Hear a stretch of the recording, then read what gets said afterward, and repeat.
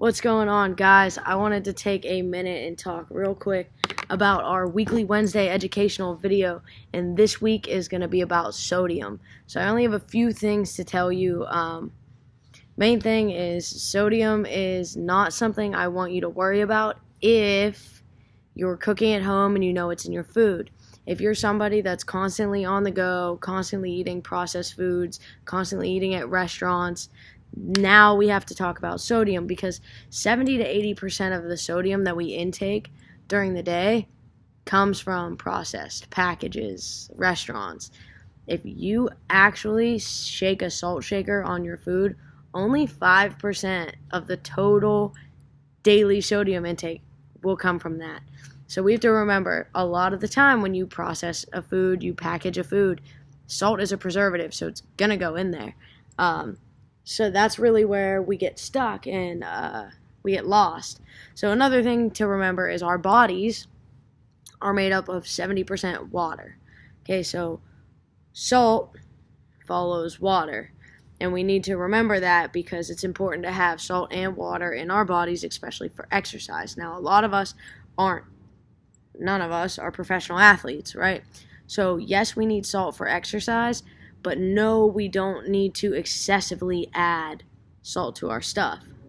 So, for an example, if you get muscle cramps during an exercise, you may or may not be low on salt. And here's why, because, and I keep saying salt, but what I'm talking about is sodium. Okay, sodium, potassium, magnesium, those are in our body to help us not cramp. They're electrolytes, prime electrolytes that we need in our body to not cramp up and to filter through. So salt or sodium, like anything else, is processed out through our kidneys. So if you have history of kidney stones or high blood pressure or gastric cancer, so anything like that, now you need to definitely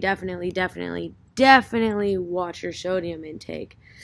Other than that, it's not really something I want you guys to worry about. Aim for less than 600 milligrams a meal if you're gonna eat. Let's think about it this way.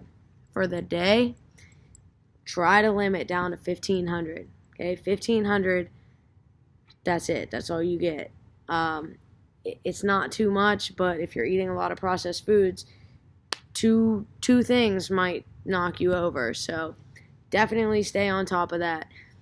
No, it's not the number one priority I want you to worry about unless you have a history of kidney stones, heart disease, gastric cancer, high blood pressure. Definitely high blood pressure. Watch your sodium intake.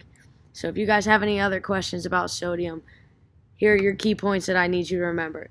Sodium is an electrolyte that you need for exercise. So definitely around your workouts, it's okay to have that kind of stuff in your food. That's why I tell you a little bit of almond butter does you well, because there's salt in almond butter.